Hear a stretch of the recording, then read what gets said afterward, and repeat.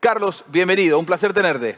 Muchas gracias, Juan, por la presentación. Muy buenas tardes a todos los presentes, a todas las personas que están a través de los diferentes canales digitales. Es un verdadero honor, un orgullo poder estar delante de tantas leyendas, de tantos formadores exitosos, campeones del mundo. La verdad que me llena de mucho orgullo y es un privilegio poder compartir un mensaje, una postura que pueda invitar a la reflexión. Pero más allá de la reflexión, es a la acción. Y estoy muy de acuerdo con algo que mencionó ayer el maestro Ruggeri.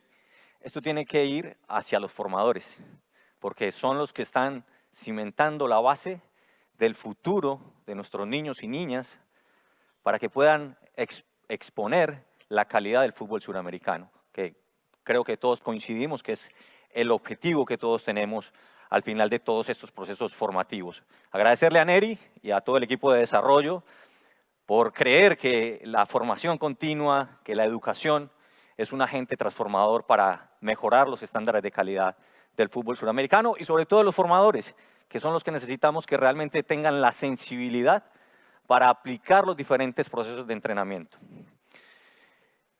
Este apartado, y he encontrado muchas preguntas, todavía me hago muchas preguntas, porque cuando uno cree que tiene todas las respuestas es porque no se ha hecho las preguntas correctas. Ha evolucionado, ha cambiado el perfil condicional o el prisma condicional o el apartado físico, sin duda alguna, ha tomado un protagonismo en el fútbol y hace parte del proceso de entrenamiento, pero no es un fin. La condición física no es un fin, sino un medio que facilita el juego. Por tanto, yo quiero hacerles una pregunta y quiero que levanten la mano los que consideran que en los últimos años la parte físico-atlética ha evolucionado y ha cambiado en el deporte del fútbol. ¿Quiénes consideran que eso ha cambiado? Y coincidimos la gran mayoría de que ha cambiado. Y no necesitamos seguramente de inteligencia artificial, de datos y demás, para entender que la velocidad del juego, que las acciones de alta intensidad, evidentemente se han multiplicado en los últimos años. Ahora bien, estas herramientas, la tecnología y demás elementos que ya hacen parte del ecosistema del fútbol, facilitan evidentemente una mirada mucho más objetiva en relación a este apartado en particular. ¿Y qué es lo que encontramos? ¿Qué es lo que nos dice la evidencia? Que en las últimas 2 décadas casi que se ha duplicado el número de acciones de alta intensidad. Y cuando hablo de alta intensidad, no quiere decir que esto esté relacionado directamente, como lo explicaba o lo mencionaba ayer el maestro Peluso, que no está relacionado directamente con el resultado. Pero sí hay que tener algo en cuenta, y es que un alto porcentaje de las acciones que terminan en gol están precedidas de esfuerzos de alta intensidad. O sea que el apartado físico de alguna manera interviene directamente con el resultado final. Entonces ahí creo que sí hay que tener en cuenta. No solamente esto ha evolucionado en el fútbol de élite, sino que también ha cambiado en el fútbol infantojuvenil. Por lo tanto, todos estos elementos tienen unas consecuencias, unas positivas, pero también unas negativas que es necesario atender. ¿Y qué consecuencias negativas tenemos? Y que todavía estamos intentando buscar las soluciones, y es que se han aumentado excesivamente el número de lesiones por no contacto. Sabemos que el deporte es un deporte de contacto, de fricción, pero se ha aumentado significativamente, casi que el doble, el número de lesiones por no contacto, no solamente en el fútbol de élite, sino en el fútbol infantojuvenil, que es mucho más grave, porque produce el abandono de la actividad deportiva. Y es una responsabilidad de nosotros brindarles herramientas a nuestros niños para que puedan tener una salud física integral y que pueda permanecer a lo largo de su vida deportiva, entendiendo que un mínimo porcentaje son los que llegan a la élite.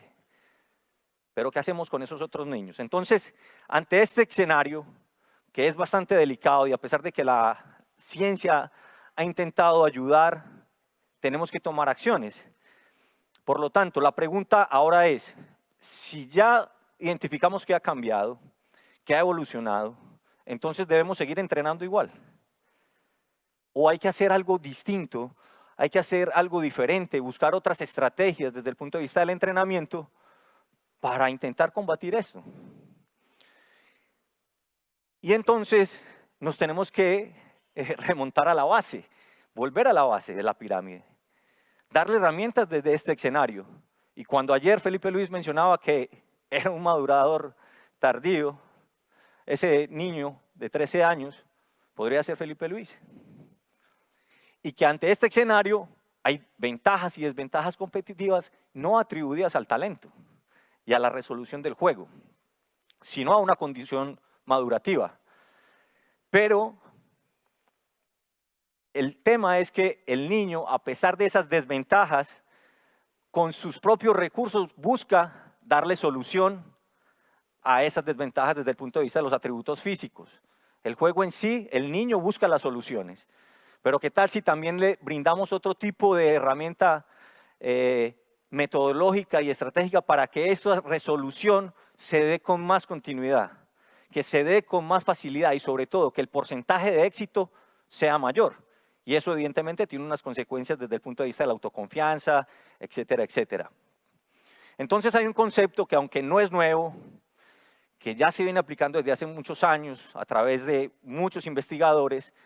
Hay un término que se llama el biobanding, y antes de que el profe Ruggeri me diga, ¿qué es ese término raro? No, es la clasificación biológica. La clasificación biológica. Y que lo que permite son aplicaciones prácticas para la programación, el diseño del entrenamiento, el control de la carga de entrenamiento desde edades tempranas y sobre todo para disminuir el sesgo en la identificación de talento. Nada va a reemplazar la capacidad de observación de los entrenadores, pero sin duda cuando tenemos un escenario que pueda facilitarle eso a las personas que detectan el talento, sin duda alguna creo que vamos a acertar muchísimo más de lo que nos vamos a equivocar. Entonces, ¿qué es el biobanding? El biobanding simplemente, la bioclasificación, es una estrategia metodológica que consiste en agrupar los niños de acuerdo a esa edad madurativa. Pero no solamente se trata de agruparlos, porque eso ya se viene haciendo desde hace mucho tiempo, desde hace muchos años. Lo importante acá es que no pretende primero reemplazar lo que tradicionalmente se ha hecho a través de las categorías por edad, pero sí poder ajustar las cargas de entrenamiento, poder equiparar la competición a la par. De hecho, ya hay competiciones bajo esta modalidad de biobanding o bioclasificación y resulta algo innovador y algo interesante. No pretende reemplazar las competiciones tradicionales, pero sí una estrategia más a través de este tipo de competiciones. Y sobre todo, y no menos importante, reducir el riesgo de lesión, los factores de riesgo de lesión que pueda producir de alguna manera el abandono prematuro de la actividad. ¿Cuál es el proceso? Es a través de una estimación con un algoritmo matemático que no es nada difícil, ya todos los formadores que nos están viendo lo pueden descargar de manera muy sencilla y de esa manera nos permite calificar o clasificar o darle un estatus madurativo y a partir de ahí sí hacer lo más importante, y creo que aquí es donde está la falla y donde creo que necesitamos profundizar un poco más, y son las estrategias de programación del entrenamiento, donde podamos tener esas diferencias en la misma categoría, porque ¿qué encontramos? Que en la sub-13 todos entrenan lo mismo, en la sub-14 todos entrenan lo mismo, en la sub-15 todos entrenan lo mismo, pero no incluso respetamos un principio del entrenamiento que es la individualización. Y si a eso le sumamos que los niños tienen diferentes estadios madurativos, podemos cometer muchísimos errores. Entonces, básicamente este es el objetivo fundamental del biobanding. Esta es simplemente para ilustrarles cómo se estima esa estatura predicha a través de la fórmula de Camis-Rochelle desde hace muchísimos años. Es muy fácil el algoritmo y simplemente nos da un estatus madurativo. Hay otra forma de poder calificarlo. Lo importante acá es elegir bien el método de estimación y poderlo sostener durante el proceso metodológico para disminuir el sesgo del error. A partir de que ya tenemos esta clasificación y que tenemos estos datos y esta información, entonces sí, ya nos vamos a lo práctico. ¿Qué hacer entonces cuando tenemos ya a los niños ya calificados? Ya los tenemos por cada estadio madurativo.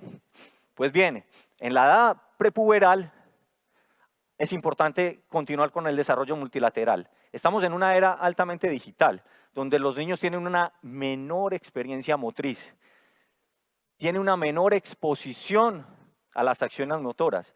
Por lo tanto, la calidad del entrenamiento el niño tiene que explorar muchísimo más actividades motrices, distinto a la especialización temprana, porque todos conocemos que muchos de los efectos de la especialización temprana evidentemente puede ser un rendimiento precoz, pero eso no va a asegurar el rendimiento a largo plazo.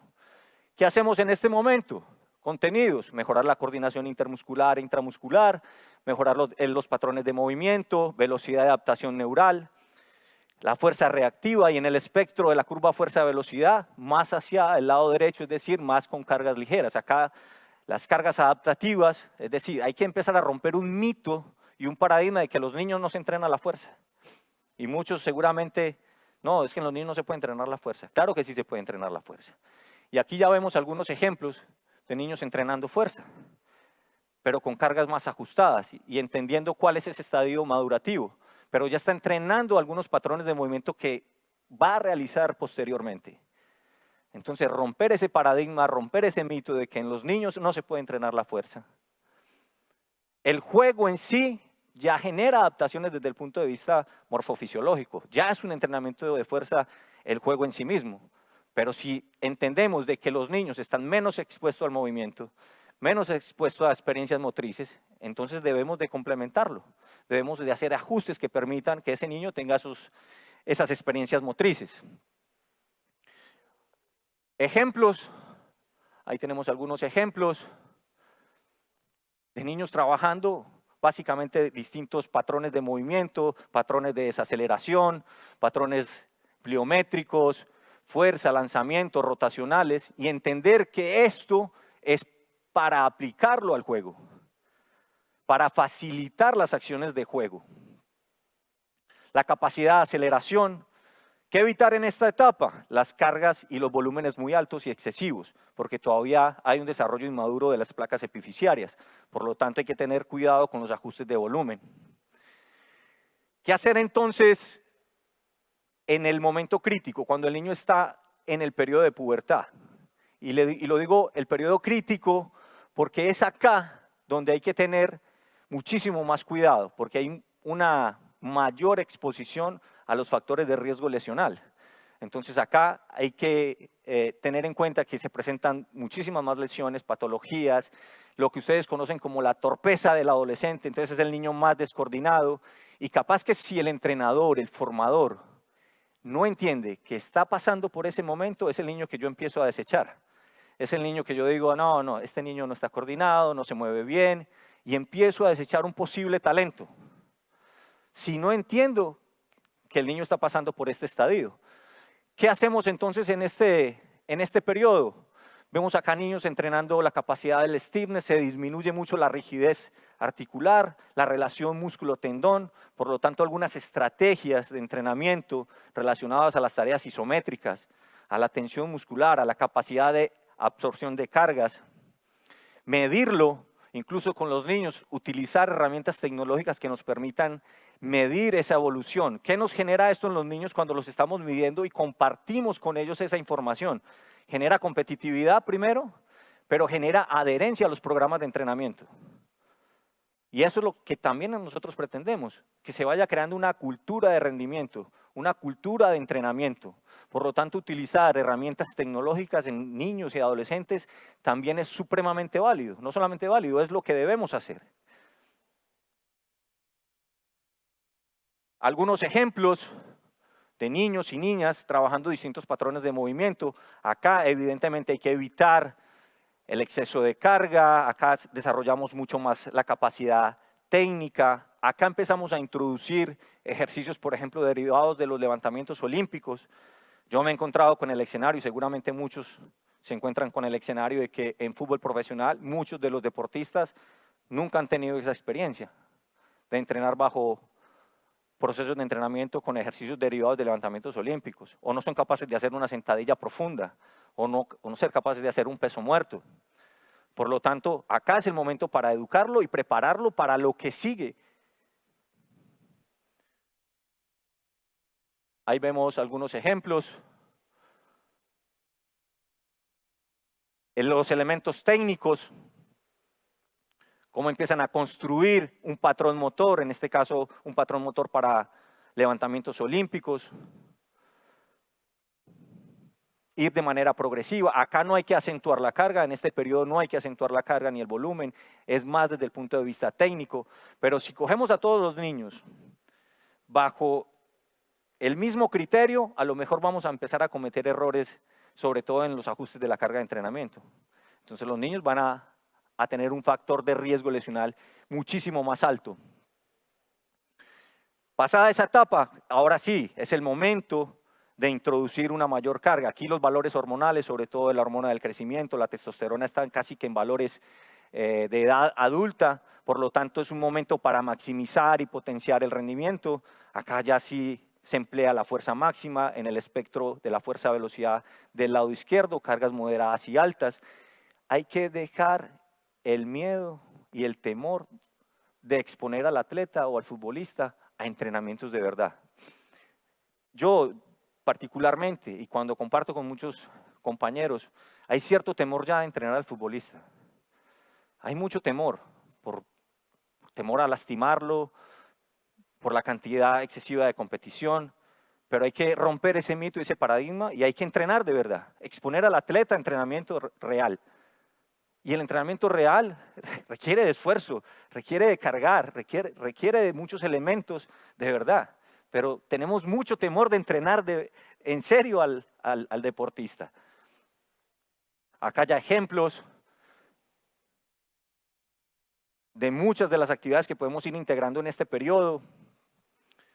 Acá ya se utilizan elementos como sentadillas pesadas, profundas, saltos pliométricos, a 2 piernas, a 1 pierna, cambios de dirección, la capacidad de acelerar, desacelerar, saltar, pero todo esto evidentemente tiene que estar relacionado al juego, tiene que estar aplicado al juego. Ahí vemos esos ejemplos.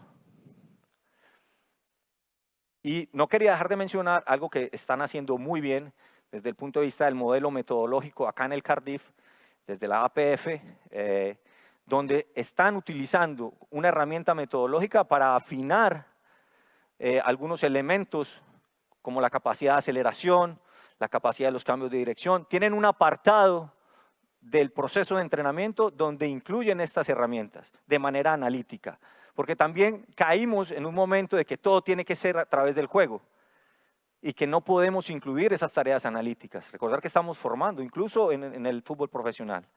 Creo que esa mixtura de ambas cosas nos va a dejar mejores réditos. Entonces acá vemos la capacidad de hacer sprint no solamente lineal, sino curvilíneo. Muchas de las acciones a alta velocidad no suceden de forma lineal, sino que también suceden de manera curvilínea y que esto después se dé de manera natural y que los niños y los jóvenes tengan una economía energética mucho más eficiente y eso al final pues va a tener mejores resultados. Acá ya se ven las calificaciones de cómo está cada niño en cada fase y estadio madurativo, con algunos de los elementos importantes que hay que tener en cuenta.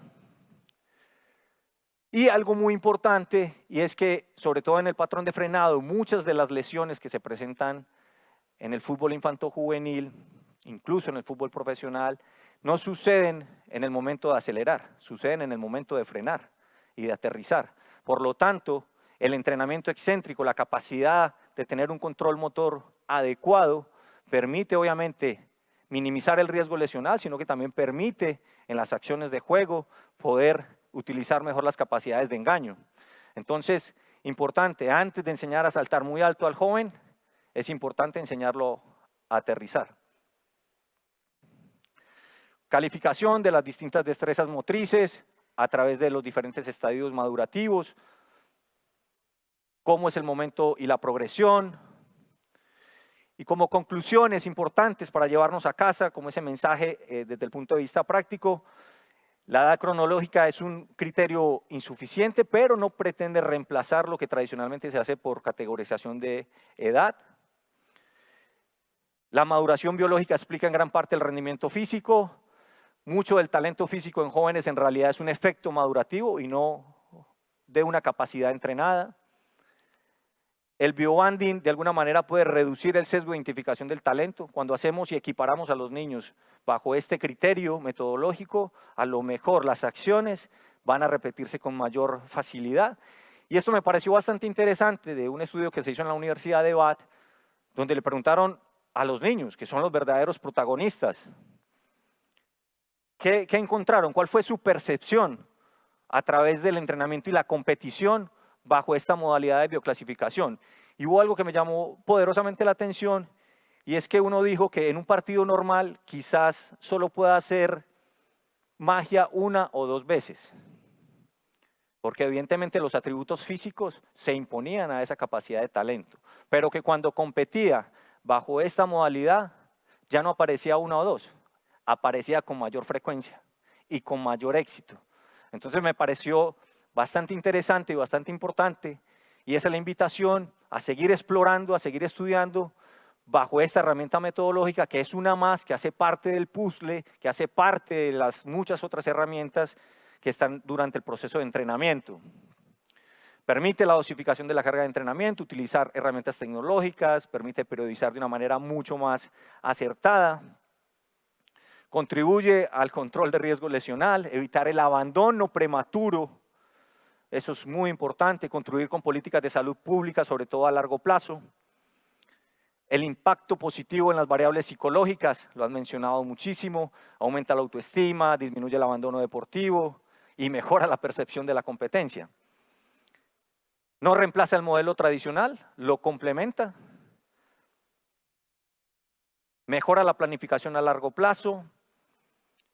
Y hay algunas limitaciones que hay que tener en cuenta, y es que los métodos de estimación pueden tener algo de error, que hay una dificultad logística en los clubes, sobre todo por la formación, la información que tienen los entrenadores, la falta de estandarización y de continuidad de los procesos, porque esto requiere de esfuerzo, requiere de método. Por lo tanto, no muchos de los entrenadores están dispuestos a hacerlo.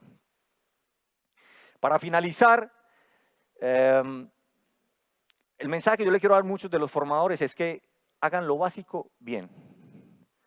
Hagan lo básico bien, porque muchas veces queremos como impresionar a los atletas, a los jugadores, a los entrenadores. Hacer lo básico bien, que el niño sea capaz de hacer una sentadilla, que sea capaz de hacer un peso muerto, que sea capaz de acelerar, desacelerar, cambiar de dirección, saltar.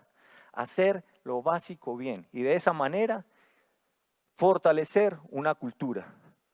Esta frase de Simon Sinek que habla de el rendimiento puede fluctuar, pero la fortaleza de una cultura es en lo único que nos podemos afianzar. Así que de esa manera, creando una cultura, fortaleciendo una cultura, podemos consolidar y crear entrenadores que de verdad tengan método, que apliquen experiencia y que finalmente puedan mejorar la calidad de los estándares del fútbol suramericano, que es lo que todos pretendemos. Muchísimas gracias. Muchas gracias, Carlos. Muchas gracias, Carlos Tavares, hablando de preparación física en edades tempranas, en el fútbol formativo. Tenemos una pregunta para vos, Carlos. Pablo, desde Panamá, pregunta, ¿cómo se construye la formación del rendimiento desde lo condicional sin perder la relación directa con las exigencias reales del juego?